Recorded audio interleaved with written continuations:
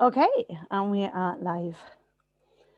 Hi, everyone. So, thank you for popping in to this call, which is all about the IM1 in 21 project. For those of you that don't know these two familiar faces on the screen, then I'm Sarah Flay and I'm the Legacy of CEO. And this is.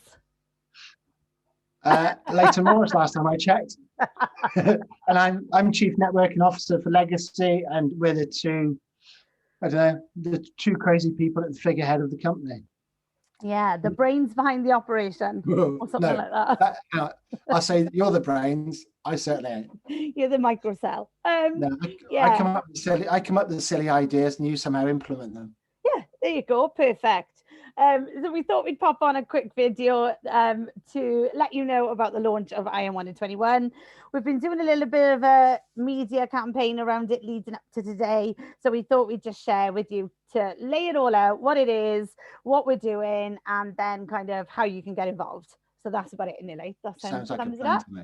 Yeah, so IM1 in 21 really started last year through the pandemic, which was when we started to carve a path out for ourselves as an employability specialist, I guess, something that we hadn't really intended to do. But I think from day one, as an organization, we've always said that whatever we ask employers and other organizations to do, we do by example. Yep. So, for example, we started out with 4 apprentices, all under the age of about 22, 23. Yeah, I'd say 21 most. It was that I think so, the yeah. most. 17, 20, yeah, I was going to say 17 the to most 21. expensive. What I mean is the eldest at the time. Yeah. And so they've kind of worked their way through the company. We've provided them with the support, we've provided them with the apprenticeship, and now they've all graduated. And so we've decided to do something really radical off the back of our learning experience, I guess, is what we've kind of got to with Iron 1 in 21. But I think last year we really noticed, didn't we, that all the work we were doing around disability confident and employment and the supporting disabled people with the Welsh Government project that we're doing, working on well-being, we noticed actually where the gap was. And there's loads of programs that are helping disabled people to get into work, but it's actually at the door of the employer where things begin to break down. So I guess that's kind of where we've noticed that maybe a little bit more needs to be done. Yeah, for sure. Like there's plenty of programs out there to teach somebody how to write a CV and all sort of things like that. But let's be honest, the stumbling block is, and the barrier is, the actual employers taking a person on, whether that comes from being scared and not knowing the actual support and help that can actually be provided for that, like a individual going into a business. Yeah, I think a lot of my work last year with employers certainly highlighted that there's still that worry and that stigma around the cost of employing someone. How capable are they? How much are they going to cost me in terms of sick days, and how much time they're going to take off for all different types of appointments and things. And so I think we've got to 2021 and realized that actually there's very little in the way of support for employers, not in terms of toolkits, because there's toolkits everywhere around employment and disability, but actually hand holding through the process, which is one of the most scariest experiences if you don't know what you're doing. Because under the Equality Act, disability comes with a hefty price tag if you get it wrong. And I think that's the way employers have been approaching the job market, even though they know they should be employing more people with disabilities, because that's the right thing to do in terms of inclusion, and everybody's signing up to lots of inclusion programs. But really, when the rubber hits the road, they're still like, I don't know what to do with this person, so I'll avoid hiring them, because actually it's not about the person, it's about the employer that doesn't have the skill Yeah. set. And also really the whole sort of the lockdown process that we've been in now for close to 12 months has changed the landscape of how somebody can actually work for a company. So really sort of that has allowed us to sort of change the way that the concept can actually work. Yeah, and I think last so in the autumn, we did the Employability Roadshow, which Yep. allowed us to work with lots of employability projects, lots of different organizations that support disabled people. It started for us to then find the jobs that were out there with disability confident employers and leaders and things like that. And I think all of a sudden the penny just dropped, didn't it? That if we could just put a process together from the time someone is thinking about looking for a job and lives with a disability or a long-term health condition, right the way through to them being successful in a job for, say, 6 to 12 months, if we could bring it all together as a pathway, then we could, create something really valuable that everyone could get involved in. So Definitely. hence the name, which is that side, because I'm backwards. Yeah. Yeah. I am 1 in 21. Yeah, that side. I know, it's like working back there. There you go, we did it at the same time. And also, I think from day one of us coming together, our whole, I don't know, what we wanted to happen was help. If it was 10 persons, 100 persons, 1,000 disabled people get into work, then sort of that would be a triumph for us, because we just want to take what we know, how support has helped us in our positions, and then having, I don't know, the other side of the equation in our sort of tool bank as well, of being an employer or being a self-employed person, that we can actually talk from experience Yeah. and share. But then something which has become very significant over the last number of months is persons coming to us saying, look, we employ people, and put our hands up. I don't think I employ somebody with a condition, but I really want to, but I don't know how to go about it. Yeah. And because they've sort of, to an extent, been scared to sort of approach it, because they don't want to approach it and get shot down because they've used the wrong terminology, or just sort of gone about it slightly like in the incorrect way, that they're like, yeah, if you could hold our hand and help us, then we would take on as many people as we could. And I And then, think in the early days, when we started to talk to some of the companies we've already been working with around disability confident, and sort of some of the agencies that are supporting people into work, and mentioned our idea, which didn't have the hashtag then, it kind of was just this idea. It was the legacy way, wasn't it? To go out there, find the best of what's happening, bring it all together and make it happen in a seamless yeah, way, which I think is what we've done. We've always set out to do that from day one, not reinventing the wheel. And I think, when I've gone to some of the big employers that we work with, and they've jumped at it and said, this is a brilliant opportunity. And obviously we haven't really explained it yet, but no, the fact that they've we're said, building up to it. I You see, know, so excited. And we did say we want to make this under 5 minutes. That's the funny thing. Yeah, we knew it was never going to happen. And I'm not editing this. Take or leave it. This is what it is. But in theory, it's a bit like a TV drama. Okay, you have 8 episodes. You have 7.5 build up, and then half an episode is when they find the killer. Yeah, they find this. The last they find 20 that. minutes. So hey, we can still do it in 5. You reckon? I think we're probably past 5, I guess. But yeah, so I think, I've approached them with the concept, and the employers have been like, you're not asking for much, and yet you're offering so much in return that it would be one employer. Well, I wouldn't name who said it, because that's not fair, because it was a personal conversation. But one employer said to me, there is not one of the top 300 companies that has an excuse not to take part in this, because you're making it so easy for them. Yep. So I guess that leads us nicely into explaining what we're doing then. Yeah. So well, I suppose this is all part of our big plan of making Wales the #1 inclusive employer. Yeah. When it comes to disability, that we are not afraid of, the maybe what has been perceived as that negative label for many, many decades.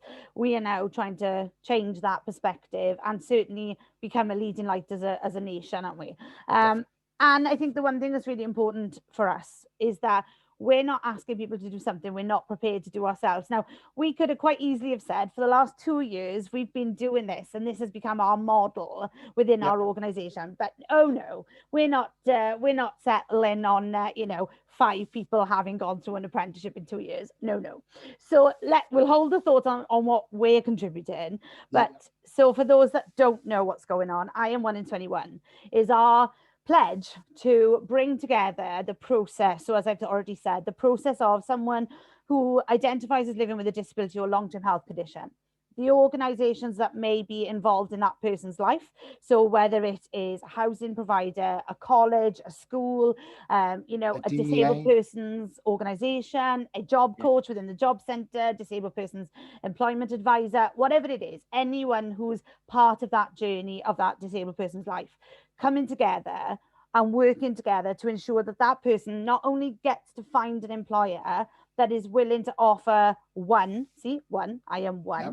one opportunity to a disabled person in Wales, but then supports them on that journey right the way through to the end of an apprenticeship or the first 12 months in their job or whatever it is. So to really keep it really clear so everybody knows, it's about pledging as an employer one placement for a disabled person to have a paid job opportunity Yeah. in 2021. Ideally, it would be a minimum of 6 months, but if you can do it, we would love you to take on something like an apprenticeship or a 12-month position minimum, so that a person gets a chance to get into your organization and really shine and embed themselves in your company. And then we're asking on the other side of it, all the people that are involved in that disabled person's life to pledge to be involved in the journey. So if it's someone that can offer them employability support, if it's a housing provider that can offer an environment to tell them what's available and to help them, find their way onto this program, it's bringing everything that is involved in that person's life together. But ultimately, we're looking for 300 paid placements in Wales, proper paid job opportunities, ideally for 12 months, but a minimum of 6 months, using lots of programs that exist, things like Jobs Growth Wales, Kickstart, apprenticeships, and all of that kind of thing. And then what Legacy is going to do is Legacy is going to bring a job coach alongside every candidate so that the employer not only has confidence in working with us as an organisation and all of our collaborative partners that can offer them help and support, but that the person in the placement gets one-to-one support that is fully qualified, fully trained, and will make an easy sort of journey, I guess, for both Yeah. employer and disabled person, so that the disabled person has the confidence to put the right tools and plans into place in order to do their job through the help of a job coach, but that the job coach can also be there for the employer to support and answer questions and, take away the fear of employing a disabled person. Does Yeah. that kind of sum it Because, up? well, no, I think it does well, because we know from our experience, so you need 6 months at minimum for that apprentice to actually become comfortable, to open up, to show their skill set, and to become a proper integral part of the team. If I was to be honest, I would say you want to be looking at giving them an 18-month window, Yeah, in an ideal because world. sort of you take on an apprentice, an apprentice that's got a condition, okay, and you have got a loyal team member. Yeah, absolutely. They will, because they're so thankful of that opportunity, they will give you 101%. And if you put the right sort of support in place, you will certainly see the areas where they can flourish and be of a great asset to your company. So I can just think of, I've got sort of, I can picture one of our team who's dyslexic but very creative. So what do? You put them in a creative position, and what happens? They just absolutely fly. You Yeah, know? and I think, the fear then of them getting things wrong due to the dyslexia goes away, because that's what the job coach is there to preempt those Yeah, barriers, to think ahead, to sort of plan alongside them and to help and support. But then the employer doesn't have to worry about, what's the legal implications, what happens if, that if I don't really understand the way that that disability affects that person, well, you don't have to worry, because that's what the job coach is there to do, Yeah. to assist and inform and to, support. So we know ourselves that we've implemented this with 5 staff through apprenticeships, but we've done this time and time and time again, and it doesn't fail. It doesn't let us down, because it's Nope. about that team working together. So, the department lead or the project lead, us as an employer, the job coach and the person working, with the work-based learning provider or wherever the qualifications are coming from, if that's part of the journey. And we all communicate with each other, and we all pick up a different element of that person's experience to make it a good one. Yeah. And for us, the ideal goal out of this is that it doesn't just become a placement, it becomes a permanent job, Oh no, hey, listen, because they become invaluable. we like we we always say go big or go home. Okay. We do. So if I was to put my hand on my heart right here now, I would say 2021, I want it to be 300 companies that take on one new member of staff, but they're not looking at it being short term like a kickstart. Yeah. Okay. For me, they're looking at taking that member of staff, and for that member of staff still to be there in 20 years, picking up their gold watch for service, whatever. Yeah. It's listen, that we're currently in a climate which, for somebody that's got 25 years experience, they're up against 300 people for one job, and that job might be a third of the wage that they were earning.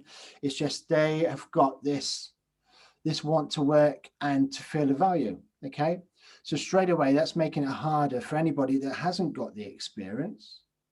So we are asking a big task. But The we collective always is a say, massive task, isn't it? The collective is huge, oh, exactly, yeah. but we're But we asking, always we're we've asking for always used one. our company, yeah. But we've always used us as a case study. Yeah, and I think that's the key bit, isn't it? That's the bit that we haven't shared, is that as our part of this project, even though we're going to be providing the job coach, we're going to be recruiting the apprentices, we're going to be job matching all of those up, we're going to be offering all of the training and support behind the scenes to the employer, and pulling the whole project together. Like, that wasn't enough of a part to play. We are actually going to take, 30 young apprentices, young disabled apprentices. Yeah, We're going to take 30 people who've been made redundant, retrain them as job coaches, and bring the whole thing together. So Legacy in itself is committing to 60, job opportunities, yep, of which 30 of those are going to be exactly what we're talking about with the IM 1 in 21. But we're creating 60 employment opportunities ourselves, just as part of this project, which, for the size company we are, we're not a 7-figure turnover yet, no, just not yet. yet. We're not far, but we're not there yet. But we are really going big or going home, because this was our idea, this was our brainchild. This was kind of like, okay, what do we do to really make a stamp on this? And we've gone, okay, so we'll do this, and we've pulled it all together. We're not far off our own starting point for those apprentices and job coaches, but the fact that we're just asking all the massive organizations, which are way bigger than us, to just take one, and to trust us that we will make it a good experience and everyone will win, then I think, we are not just walking the walk, but we're not just talking the talk, we're walking the walk as well. Oh no, It's so definitely. important to us. Yeah. Plus, also we're there and can provide any form of support to any organisation that wants to make themselves more inclusive. Yeah, You know, absolutely. It's what one of the CEOs, I know one of the CEOs of one of the big charities, and he was saying he has an acquired disability, so it's happened during his lifetime, whereas, like, I was born with mine, but he's acquired his, so his life has drastically changed. And, like, he wrote an article recently which was disability, the final inclusion frontier, because yeah, it's the last bit that we have to get right for equality to really happen in the workplace. And definitely. so, I think that if, put it this way, if this doesn't make a massive dent in Wales on, the next 12 months in terms of what we're trying to achieve as an inclusive nation, then I don't know what will, because it is literally the final step, that we need to achieve. As a people group, as a group, as a nation, and it's something that we've been really passionate behind. And as a disability confident leader, is something we really want to see. So I guess to Yeah. pull all of our thoughts together, so that for everybody who's watching this, kind of goes, okay, just tell me what you want me to do. So we've got two sides of the coin, haven't we? We've got the stakeholder and we've got the employer. So if I take the stakeholder, you take the employer, and we'll kind of break it down really simply into what we want. So if you are a stakeholder, you will be someone that is currently able to either offer support in a disabled person's journey into work, or you will be involved in the life of a disabled person. That's pretty much Exactly. the easy way to look at it, isn't it? Yeah, the stakeholder, in theory, we're asking them just to bring a candidate forward to us. Yeah, send us people that want to work, but also then you might be able to offer apprenticeships and qualifications, and you might have pots of funding that will allow a person to undertake training and qualifications while they're in the workplace, whether that's an apprenticeship or whether it's just alongside their work, whatever it is. But the majority of our stakeholders are involved in the life of a disabled person because they provide housing for them, healthcare, well-being, their sort of education, whatever it is.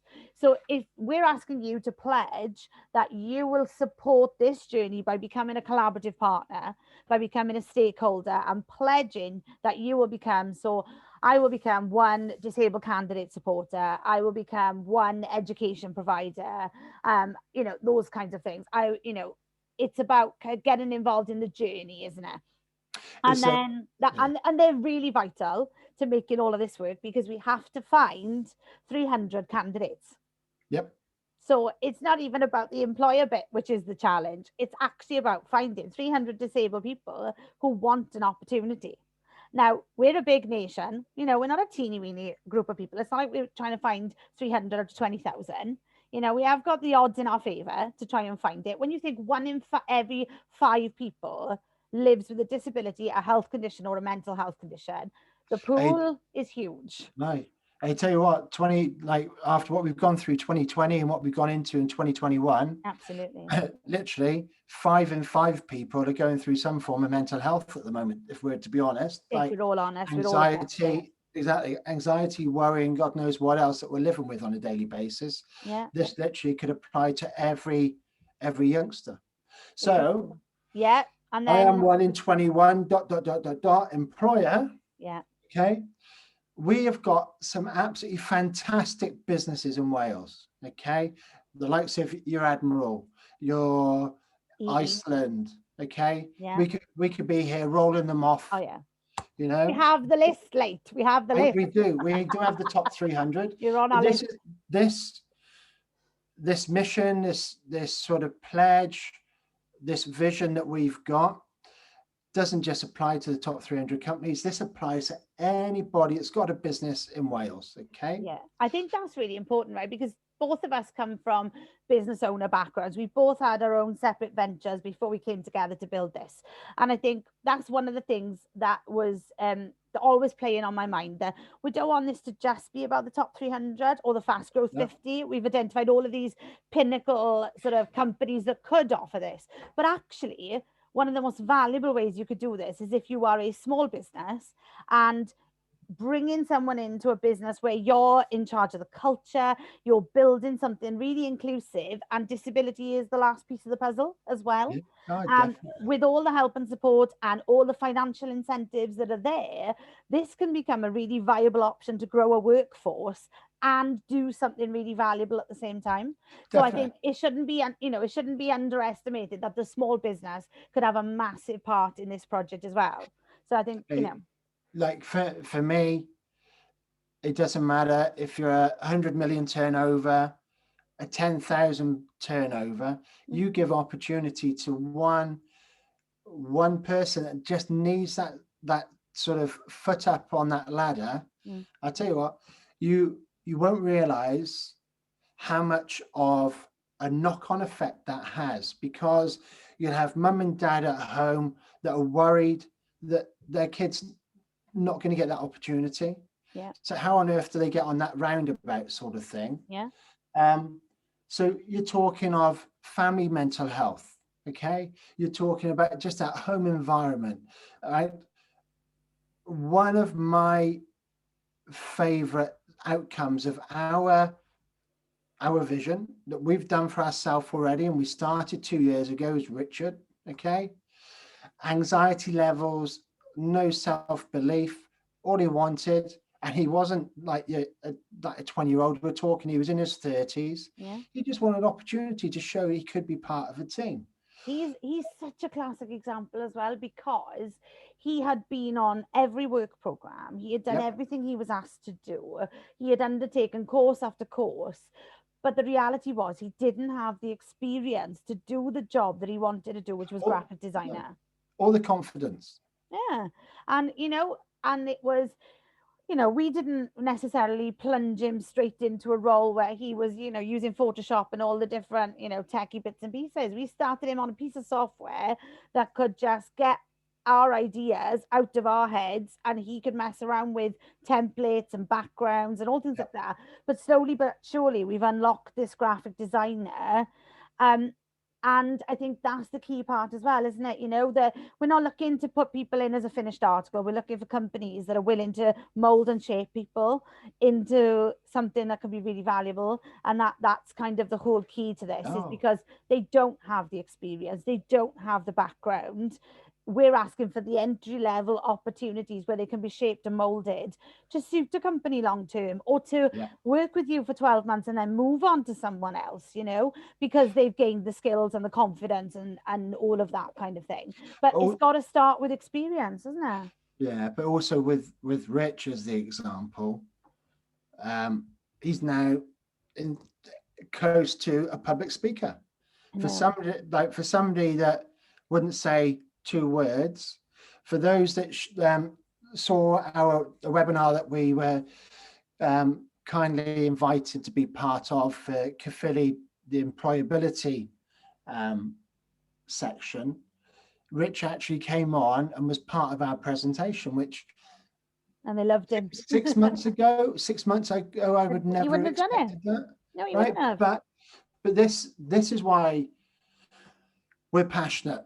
And I tell you what, we will call anybody out to be part of it, Yeah. because Rich turned around to us after that, or turned around to myself in a little conversation, said, Leighton, I will do absolutely anything for you and Sara because you gave me the opportunity.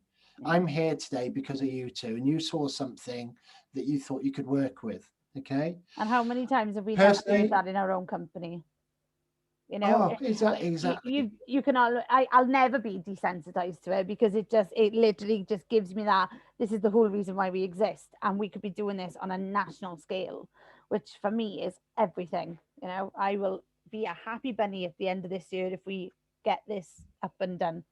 Hey, Yeah. really, it should be, we're pledging 3,000 jobs, but I think 300 is going to be quite a good ask. I think so.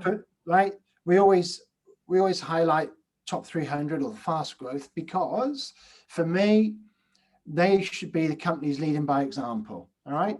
We should have 300 disability confident leaders in Yeah, Wales, and that should be the top absolutely. 300 companies. We should have the top 300 companies showing that we do this already, but we know it doesn't happen. Yeah. So that's why, as much as we target it as the top 300, it's purely because they've got the resources, they've got the money, they've got everything Leading that by they can't. example, isn't it? Yeah, that they Yeah. really shouldn't be saying no to this. Okay. We But I won't know have for a fun. fact, I bet you, if we hit that top three, if we hit that 300 places, right? I bet you it's more of your small individual companies that are going to make up those 300 more than the top 300. And I'd love to think that I'm going to be incorrect, but Yeah. we'll see. We've got 333 days 34 or 33, 21, yeah, something something like like that. that Yeah, left. yeah, You know? yeah. 300. I think it is 333 as of the 1st of Feb. I think it is. So Yeah, yeah, so there's plenty of time. So do you yeah, want to just highlight that pledge and how it doesn't have to be here right now? yeah, It's a case of just say, yeah, do you know what? We want to be part of it. And at some time in 2021, we will actually implement our pledge. Yeah, because I think, some of the conversations we've had is that because these are entry level positions and we are asking people to take a chance on, the people that they're going to be hiring, because they're not going to be the polished, finished article. And that's the whole point of this project. But for a lot of employers, that means that they would like them to be on site and working in the business physically in order for them to get the most out of the opportunity. So what we've said to employers is, we're not one of those organizations that just makes pledges and then walks away because the numbers stack up. That's not us, okay? That's not enough for us. No. We are conversation into action. And that was the whole reason why we put that as our sort of focal point, because our sector particularly could do a lot of talking, but not actually producing any results. So for us, the results are really important. And that is that, as it stands right now, we appreciate that it may not be the right time for you to bring a person into your organization because we're all scattered. The new phrase is the distributed worker. So, we're all over the place, right? So it's like us right now. We've got 24 people, and including our freelancers, we've got 30 people all over Wales right now and England that have not hardly seen each other in the last 12 months, if at all, right? Yeah. So what we're saying is, first and foremost, we're asking you to pledge that you are committed to offering an opportunity. So that's the pledge bit done.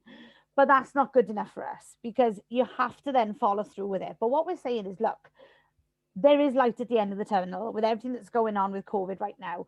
We will get to the point where we will be able to work face to face again and meet face to face again. So we understand that for some businesses, they can't just plunge one person into their company remotely right now and hope it all goes well. We get it. So we're asking you to follow through with your pledge at some point. So to start that person before the clock strikes midnight on the 31st of December. So Yep. that disabled person is in paid employment before this year is out. That's what we're asking, okay? So they don't have to have completed 12 months, because that just doesn't add up in the maths. Even I can work those maths out. That 11 months does not allow for a 12-month placement. So you pledge now, or you pledge in the next couple of months, but you see it through. So you start someone before the end of the year is out, and you give them a contract for whatever it is, 6 months, 12 months. Ideally, you sort of kind of give them a rolling contract and see how this goes.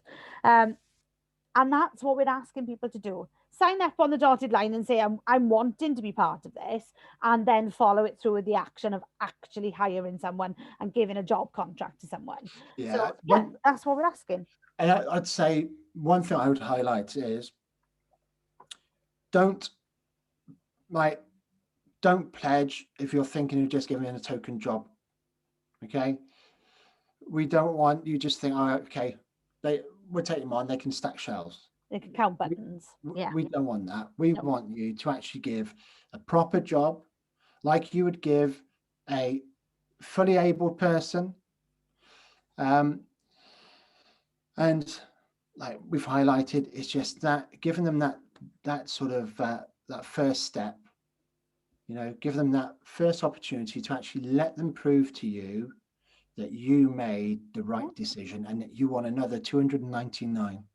Okay. Absolutely. And sky's the limit. Take 1, take 10, take 100. There's no, but we're just asking everyone to commit to 1. We're doing 30 because we're mad, and we're thinking, why not duplicate the model we've already built? But we are only asking anybody in Wales to take 1. And if you are over the bridge, where you need passports and everything to leave this wonderful nation of ours, you can still be part of this. There are slightly different programs in terms of incentives around apprenticeships, but the Kickstart looks exactly the same. You don't have Jobs Growth Wales, but there's lots of other little incentives, and we will find what works if you're over the other side of the bridge, but still want to be part of Iron 1 in 21. Why not? We never say no to anyone. Anyone that wants to give someone an opportunity, we want you on board. We're just driving. We are based in Wales. We're very proud Welsh people, and we are pushing our nation to become more disability inclusive. But we're an international organisation. We know we'll work anywhere that we're needed. So if you are listening to this and you're thinking, well, I'm not in Wales, but I want to do this, we will fully support you to be 1 in 21 as well. And we'll just add you as an extra statistic. Exactly. But like you say, and anybody that knows us, anybody that's worked with us, you realise that no is not in our vocabulary. No, this is why So we are about to hit 100 staff in 2 years. yeah, It's really, yeah, 2 years. So yeah, as of the 1st of February, we took our first proper tenancy, didn't we, as Legacy, as the yeah, partnership that we are now. And we filled that, we went into that office, which was, a fairly decent sized office for two people to work in because it fits 24 right. people. And we said, how the hell are we going to fill this?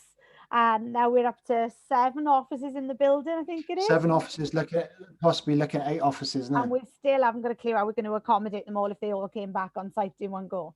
So, thank you to the pandemic for helping us grow because, we've been able to, we wouldn't have been able to do it geographically, certainly. And we'll have the headache of working all of that out. But yeah, so along with this video, there's going to be a link to all the information about everything that we've talked about. Hopefully our ramblings have made it clear what we're trying to achieve. You know us, we could talk all day long, but the ultimate goal is 300 people having experienced paid opportunities. So 300 disabled people in Wales and over the bridge, if you want to be part of it, experiencing what it is to be in paid work with some really good opportunities from Welsh employers, businesses based in Wales, and having all of that support network around them as part of the journey. Yeah, That's pretty much it. So yeah, this time next year, I hope that we'll be able to do 2 in 22, which means 600 placements, and then it'll be 9 in 29. So quick maths out of that. I'll leave the maths with you because maths is not my strong point. Strategy is my strong point. Maths is your strong point. yeah, But yeah, so there we go. We are launched. The clock is counting down. We've already had employers from our stakeholder event, which was meant to be about the support. We've already had people pledging placements from our stakeholder networks, which is like, we didn't even expect that to happen, did no. we? So we're Which on our way. I was going to say, which gives us confidence that this is doable. It is. And hey, there's no reason why it can't be, as long as like you out there jump on board, bring the element that you can bring, go on together. This is all about collaboration. Absolutely. Let's make Wales sort of lead the benchmark. Yeah. Let's let everybody else follow us and think, crikey, we should be doing a bit of that. Yeah, definitely. So you'll get the link with all of the information. Get in touch with our team. If you're not quite sure where you fit in the conversation, they'll be able to help you out and we will find you a place in the I Am One in 21 project. If you are a disabled person and you are like, this is my vehicle to find an opportunity, get in touch with the team that is on our website and all the links. You've got all the contact details and they will get you into our sort of like our starting position so that we can then find an employer that's suitable for your career goals, your ambitions, and it's just as important that we meet those desires and get people into careers as it is finding the employment opportunities as well. So all Exactly. of us together, I Am One in 21. So we are committing to being I Am One employer in 21, I Am One disability confident leader in 21, I Am One champion of disabled candidates in 21. What are you bringing to the table? What can you commit to this process and be part of this campaign? So yeah, Yeah. fab. Thank Brilliant. you for Right. So listening come to on. All right. So be proud and pledge and come and join us on the journey. that. Yeah, fab. Thanks everyone. And hopefully we'll see your names appearing in our pledge list very shortly.